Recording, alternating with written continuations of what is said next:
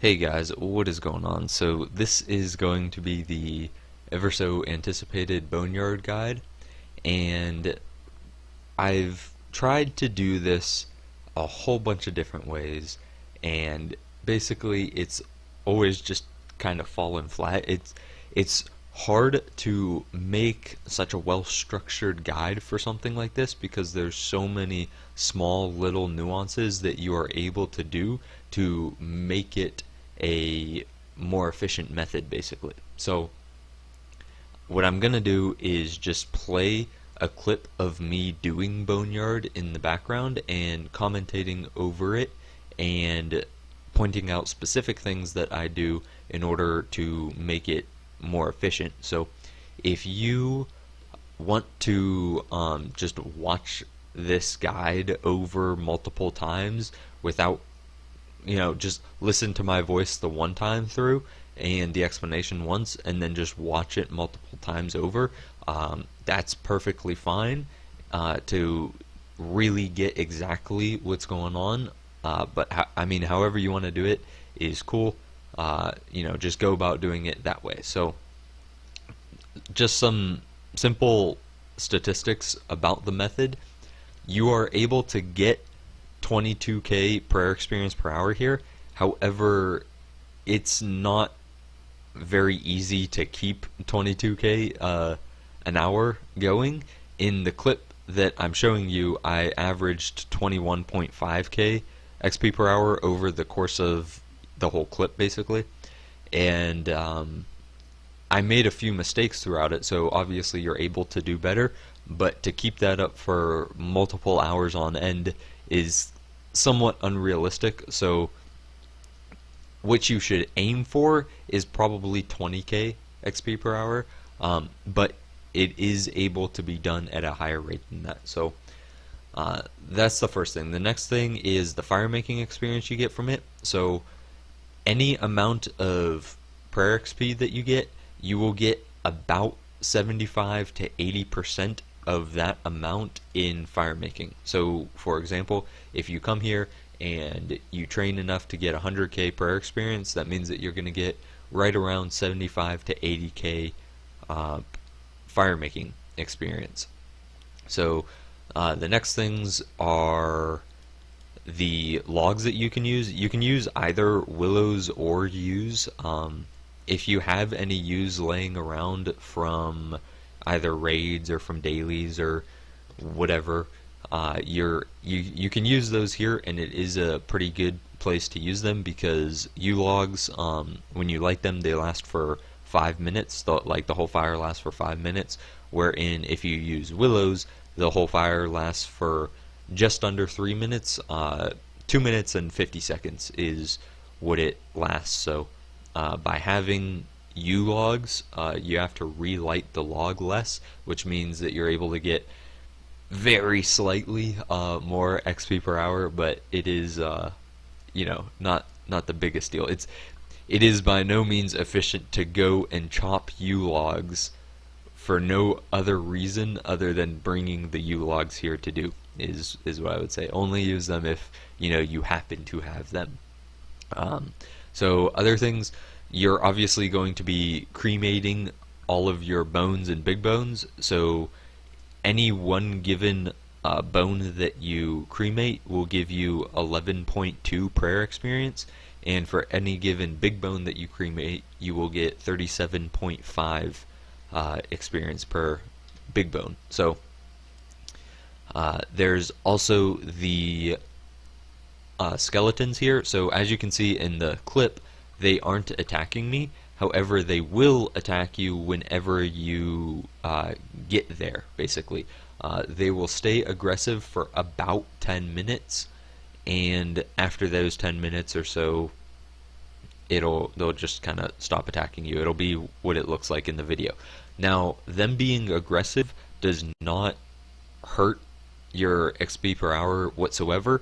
It's slightly harder to do because you might misclick every once in a while, but there's no reason to come here, sit there for 10 minutes, wait for them to become unaggressive, and then start doing it. Just go through it as if they weren't aggressive, right? Because at the end of the day, they don't actually slow down your XP per hour. They just are slightly annoying to deal with. So cremation is obviously what you're going to be using to get the experience, and cremation is normally a 4-tick action, meaning you can do one and then after your initial start tick you have to wait 3 ticks before you can start it again. However, if you use each individual bone on the fire in like by itself, then you're able to reduce that to a 3-tick action, meaning that you basically save a tick every single time you throw a bone on the fire. So basically it speeds it up 25% because you lose 1 out of 4, 1/4, 25%, obviously. So the next thing to note about this is it is more efficient to do, like, it still has the same efficiency at higher prayer levels, but it is more important to do when you are a lower level rather than a higher level because of the fact that you use lamps on prayer. And so 20k experience in prayer is much more important at level 30 than it is at level 85. And the reasoning as to why is because at level 30 it gets you a it makes your level actually go up rather than just your experience, and as your level goes up you get more experience per the lamps that you put on prayer. So basically it's better to do this at a lower level, but it's not bad to do it at a higher level. Obviously it doesn't become inefficient at higher levels, it simply is slightly more efficient at lower levels because of the fact that you put lamps on prayer. So so getting into the method specifically here now, you can see what's happening on screen, obviously, and the number one thing is obviously area loot. So area loot makes it so that you can loot more bones much quicker, more experience per hour. Basically, it helps you tremendously. The only drawback to area loot is you are basically forced to pick up the ashes, such as what I did just then in the video, whenever your logs do actually entirely burn out, and it kind of sucks. But there is a way in which you're able to drop those ashes to be perfectly, and you just saw it right there. When doing your round on the when doing the round of picking up bones, you're able to drop it in one specific square. Any other square will not work. One specific square wherein it won't get in the area loot of any other bones that you pick up, basically. So absolutely need area loot, and if you want to, you can go back or go forward, however you want to do it, to when I'm forced to pick up ashes and look at the specific place in which you have to drop them in order for them to, not be a nuisance. And you do need to drop them because if you don't drop them, you get less inventory space and you're able to stockpile a smaller amount of bones, obviously, whenever it's taken up by ashes. And so it basically, every once in a while, depending on how fast you go, might ruin your rates that you're getting.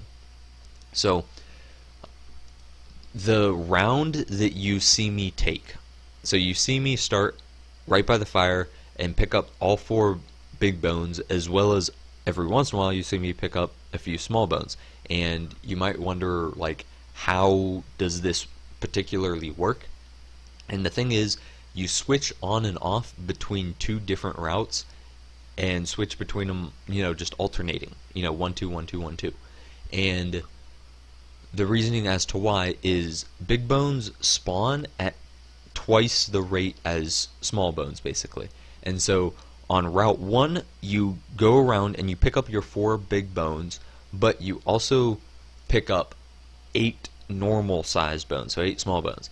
And what this does is it basically gives you a 2-to-1 ratio of big bones to small bones. However, after you do Route 1, where you have 4 big bones and 8 normal bones, you get back to the fire and you throw those 4 big bones that you just picked up, as well as half of the normal bones that you picked up, which would be 4 obviously, and so at the end of it, you have 4 normal bones and 0 big bones, which is where Route 2 comes in. So once you go on Route 2, you pick up only 4 big bones, no small bones whatsoever. So after the second round, you're left with 4 big bones and 4 small bones rather than 8.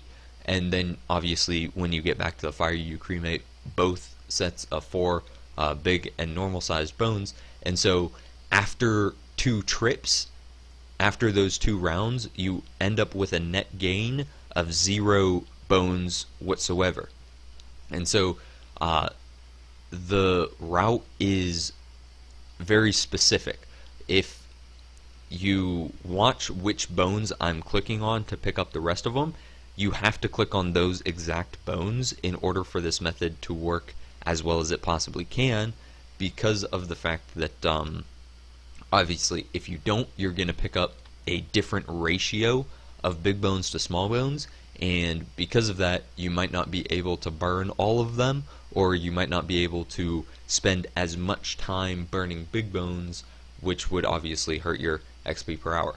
And so just a quick little note right there is you saw me drop ashes, and that was the perfect way in which to drop ashes. The point in time in which you drop ashes is on Route 1, right after you loot the 2 small bones.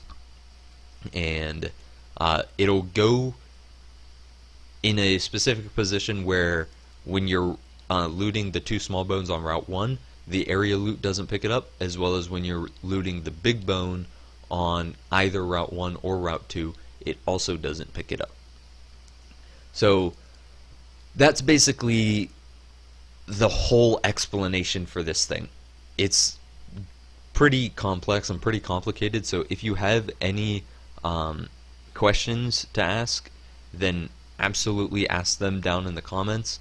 And if you need more clarification on something, simply ask away.